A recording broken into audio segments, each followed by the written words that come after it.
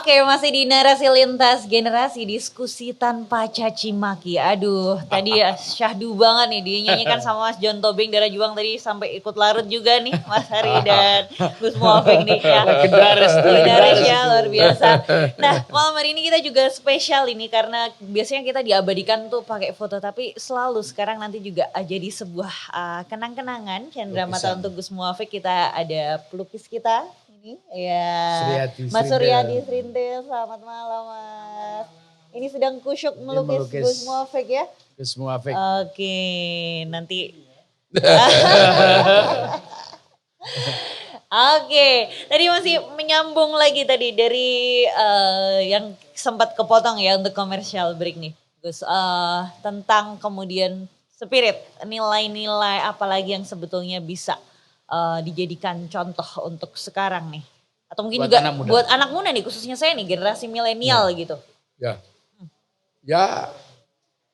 Ini ya kenapa kami ini di kalangan santri ini tradisi dan cerita itu terjaga. Kenapa coba? Karena kita punya tradisi yang sampai hari ini kita mengunjungi. Silaturahmi dengan para wali yang walaupun sudah meninggal. Ziarah Wali Songo apa. Jadi nggak pernah lupa. Kalau di dalam tradisi Islam mengenang masa lalu juga seperti itu. Sejarahnya Nabi Ibrahim datangi makom Ibrahim, Khijir Ismail, Sofa Marwa, dan setiap hari kita kama barok ta'ala Sayyidina Ibrahim wa ala ali Sayyidina Ibrahim. Cuman kadang kan kita ini lupa. Ibrahim ini siapa itu kan lupa. Makanya saya pernah singgung. Semua orang harus mulai mungkin dari UGM lah melakukan kajian. Karena sejarah Ibrahim ini selain tempatnya diziarahi, sejarahnya juga kalau dalam Islam utuh. Cuman kalau dalam Islam disebut Ibrahim ya, punya istri namanya Syarah. Di dalam tradisi Yahudi Nasrani juga dikenal namanya Abraham. Istrinya Sarah. Nah cuman yang agak jauh dan butuh penelitian itu yang disebut Brahma. Karena ketika disebut Brahma istrinya itu Saraswati.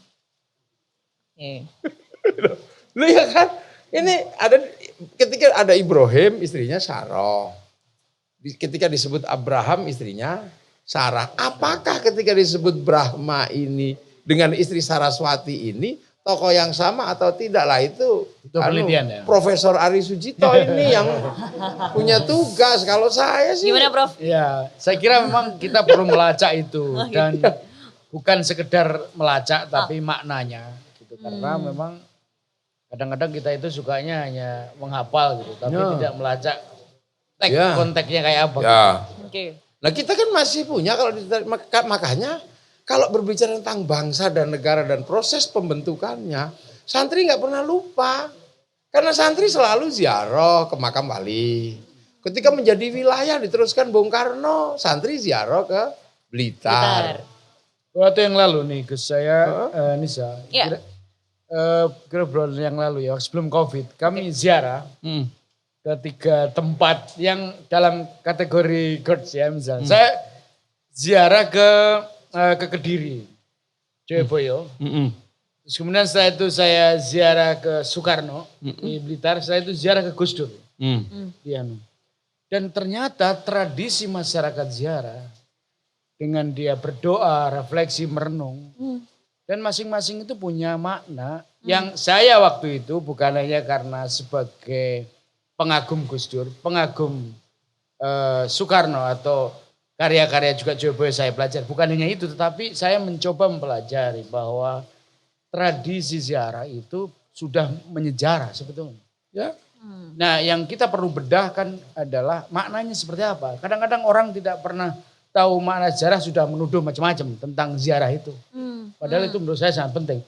Ada nggak sih kira-kira hubungan misalnya ketika Soekarno atau tokoh-tokoh bilang bangsa yang besar adalah bangsa yang menghargai pahlawan. Mereka yang telah menjadi founding fathers, mereka yang telah berjasa tentang sejarah keagamaan, tentang keindonesiaan. Penghargaan atas itu menjadi penting sebagai pengetahuan maupun sebagai tradisi gitu.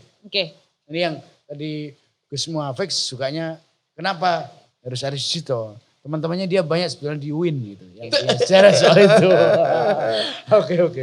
Ya, Gitu. Tapi mungkin saya sedikit nambahin cerita tentang ziarah ini ya Gus. Jadi saya pikir narasi tentang sejarah yang harus dijelaskan ketika ziarah itu juga perlu. Karena waktu itu saya ingat tuh, saya kecil juga pernah diajak gitu ke ziarah ke makamnya Bung Karno kayak gitu. Terus saya lupa ada beberapa titik kayak gitu. Tapi karena tidak ada penjelasan apa-apa ya saya taunya cuman oh ya udah ngasih bunga terus kayak orang doa oh ya udah aku diem oh ya doa menyimak gitu. Dan menurut saya tidak mendapat apa-apa justru karena tidak ada penjelasan apapun kayak gitu yang saya dapatkan ya dari orang tua saya waktu itu yang ngajak saya untuk ziarah gitu.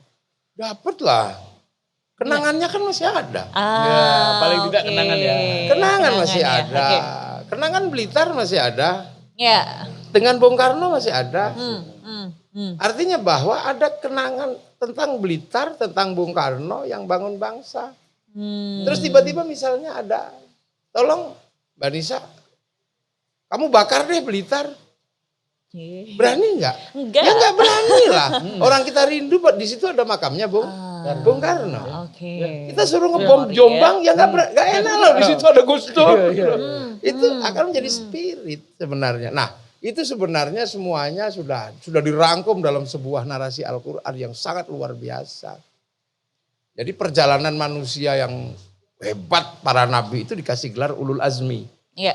Ulul Azmi itu ada Nabi Musa, ada Nabi Isa, Nabi Ibrahim, gitu ya, Nabi Muhammad. Nah, itu dinarasikan dalam Al-Quran. Watin demi buah tin. Ini ulama tafsir mengatakan ini simbol tentang Nabi Nuh. Wazaitun, buah zaitun itu tentang Nabi Isa, Nabi Ibrahim di Palestina.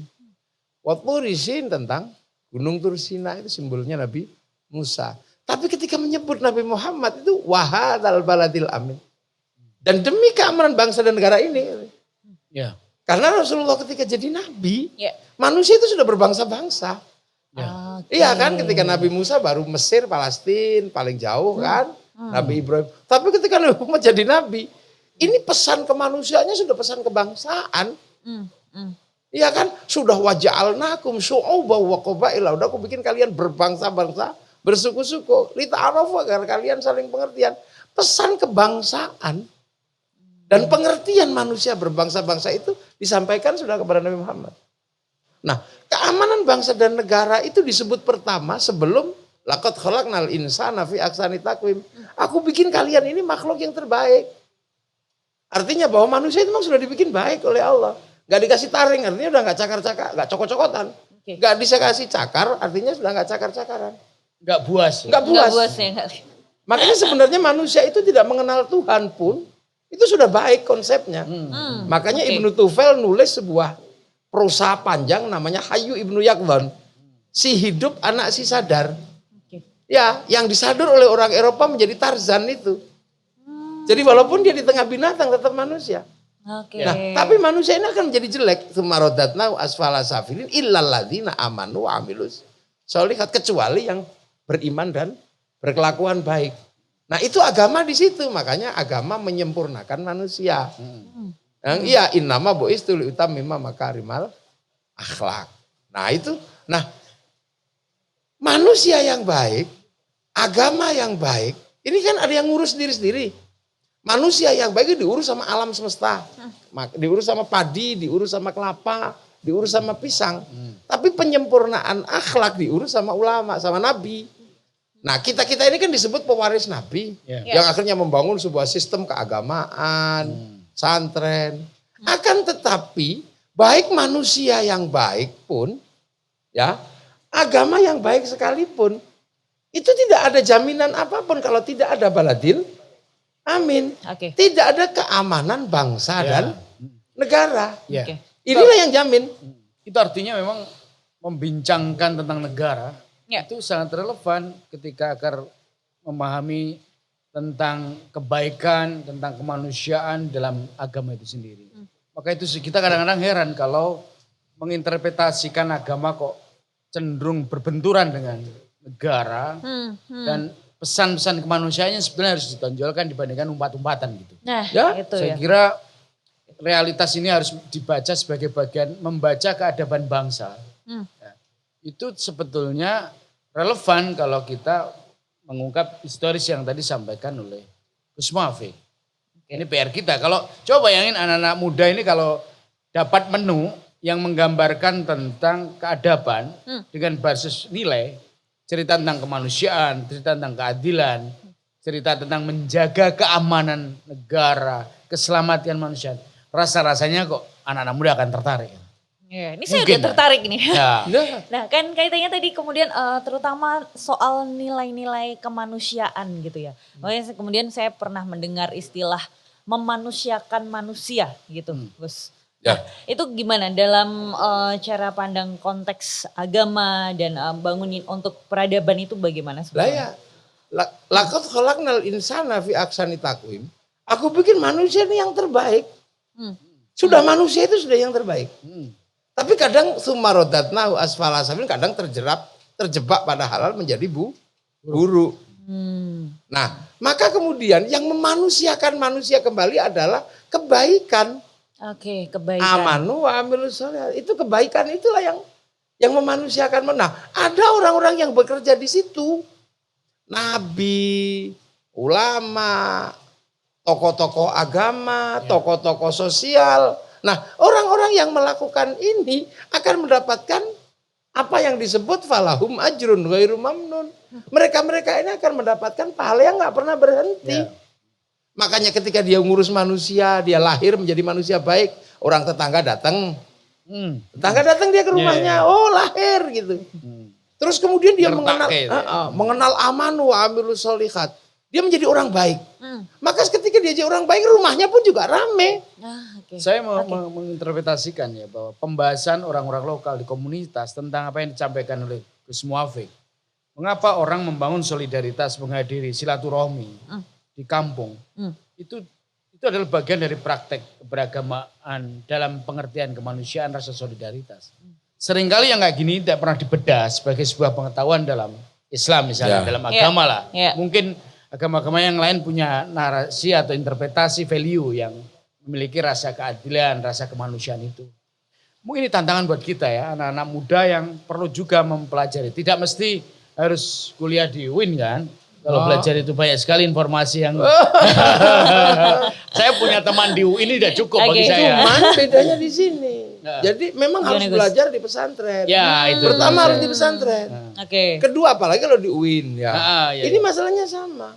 Kalau narasi agamanya bisa dibaca semua orang. Tapi experience-nya, pengalamannya dan basicnya nggak bisa kalau tidak melalui itu. Saya bisa. Kalau misalnya saya harus menghafalkan teori kedokteran yang paling sulit, saya bisa. Saya bicara narasi kedokteran, saya bisa baca. Bahkan kalau saya harus menghafalkan, saya bisa. Mungkin 2 hari. Tapi penghayatannya Tapi beda, tolong jangan saya dimasukkan ke ruang bedah. Mati semua kalau gitu saya bedah. Artinya apa? Artinya apa? Teks agama itu seringkali jangan hanya sekedar jadi hafalan. Sama juga ini kebangsaan, Gus Muafik ya. Kalau orang membaca tentang integrasi nasional, membaca tentang Pancasila, tentang pluralitas, itu nggak bisa sebagai sebuah teks hanya dihafal. Hubungkan apa yang kita hafal itu dengan praktek seharian. Buktikan bahwa kita ini seorang nasionalis, seorang yang toleran, itu juga di lingkungan. Jadi harus menjadi sesuatu yang memang menumbuh gitu ya. Misalnya Kiai, Mas Ari ini, dia praktek. Rumahnya berbagi 24 jam dengan semua tamu. Sanggar. Iya, sanggarnya. Iya ini kan? Menarik. Nanti kita lanjut lagi ya, Gus ya.